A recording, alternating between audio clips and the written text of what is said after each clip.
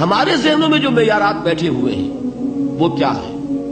کامیابی پیسے سے ہے، کامیابی جائیداد سے ہے، کامیابی کاروبار سے ہے، کامیابی شہرت سے ہے، کامیابی اقتدار سے ہے. یہ معیارات ہیں. جو جتنا دولت مند اتنا کامیاب، جو جتنا مشہور اتنا کامیاب، جو جتنا پاپولر اتنا کامیاب، جو حکومت پر پہنچ گیا کامیاب، جس نے بڑا کاروبار جما لیا کامیاب، جس نے بہت جائیداد بنا لی کامیاب. یہی ہے اصل میں ساری بس کی گانٹھ. جو تصور کامیابی کا ہوگا اسی کے مطابق آپ کی بھاگ دوڑ ہوگی، اسی کے لیے جد و جہد ہوگی، اسی کے لیے توانائیاں صرف ہوں گی، اسی کے لیے دن رات کی مشقت ہوگی. یہ ہے اصل شے جس کی یہاں نفی ہو رہی ہے.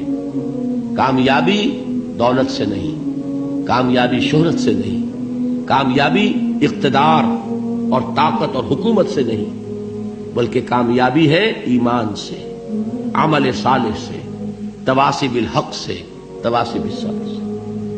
آپ غور کیجئے اس نقطہ نظر کا، اس ایٹیچیوڈ کا، یہ جو مینٹل ایٹیچیوڈ ہے اس کا بدل جانا ہی انسانی شخصیت کے اندر انقلاب برپا کرے گا. اب آپ کا نتیجہ کیا نکلا؟ اگر تو دولت سے کامیابی ہوتی تو قارون بہت کامیاب تھا، اگر حکومت سے کامیابی ہوتی تو فرعون اور نمرود بہت کامیاب تھے. کامیابی ان سے نہیں ہے. کامیابی انسان دولت میں قارون کی دولت تک پہنچ جائے اور دنیا میں دبدبہ اور اقتدار اور سلطنت اور حکومت کے اعتبار سے وہ نمرود اور فرعون کا مقام حاصل کر لے، وہ ناکام ہے، خائب ہے، خاسر ہے، برباد ہے. اور ابو ذر غفاری کامیاب ہے، چاہے ان کے پاس کچھ نہیں تھا، جھونپڑی تک نہیں تھی، کوئی گھر نہیں تھا. حضور نے فرمایا ہے اللہ کے کچھ بندے ایسے ہوتے ہیں جو کسی محفل میں جانا چاہیں تو انہیں اجازت نہ ملے، جو کہیں اگر رشتہ کرنا چاہے کوئی ان سے رشتہ کرنے کو تیار نہ، کہیں کوئی سفارش کرنا چاہے تو ان کی کوئی بات ہی نہ سنے.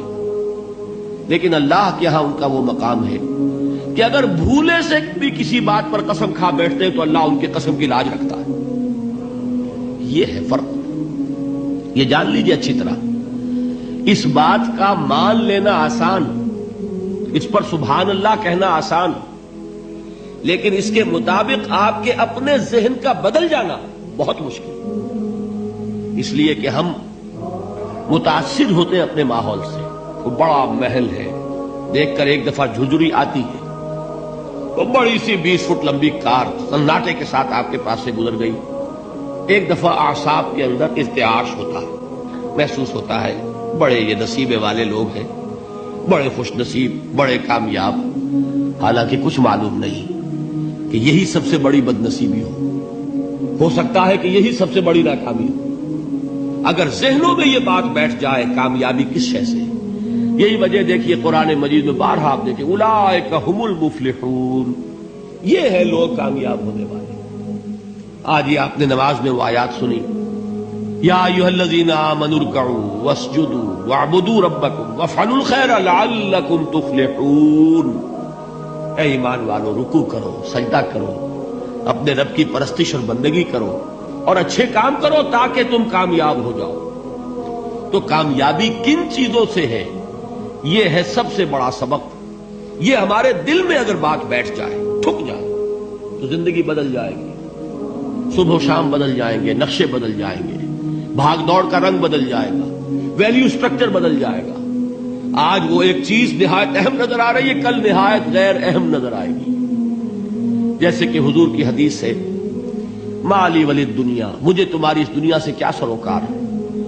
انما مثلی کراکب استظل تحت شجرۃ ثم راح فترکها، میری مثال تو اس سوار کی سی ہے جو تھوڑی دیر کے لیے ایک درخت کے سائے میں ٹھہرتا ہے سستانے کے لیے، پھر وہ اپنا راستہ لیتا ہے. اسے اس درخت سے مستقل تعلق اس کا نہیں ہے، وہ اس کا گھر نہیں، وہ اس کی منزل نہیں. اسی طرح یہ دنیا میرا گھر نہیں ہے.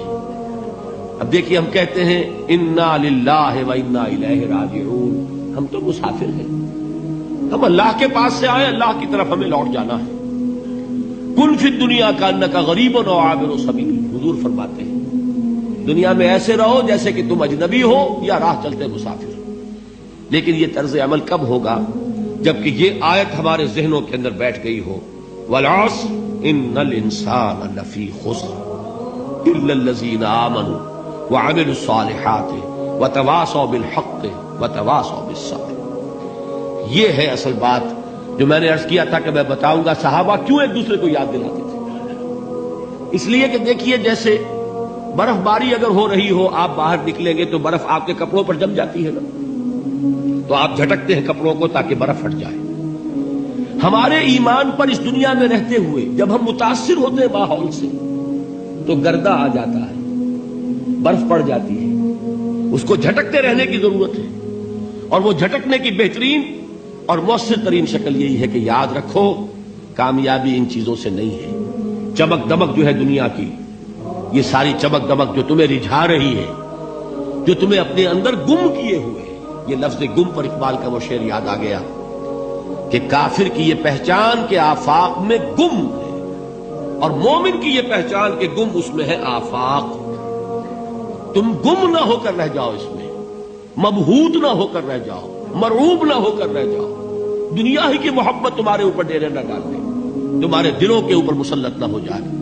لہذا تازہ کرتے رہا کرو، والعصر ان الانسان لفی خسر الا الذین آمنوا وعملوا الصالحات وتواصوا بالحق وتواصوا بالصبر۔ پھر یاد کر لو، پھر تازہ کر لو اپنے اس یقین کو کہ کامیابی دولت سے نہیں، کامیابی ثروت سے نہیں، کامیابی اقتدار سے نہیں، کامیابی شہرت سے نہیں، کامیابی جائیداد سے نہیں، کامیابی ہے ایمان سے، کامیابی ہے عمل صالح سے، کامیابی ہے تواصی بالحق سے، کامیابی ہے تواصی بالصبر سے۔ یہ چار چیزیں ہیں کہ جو کامیابی کے لوازم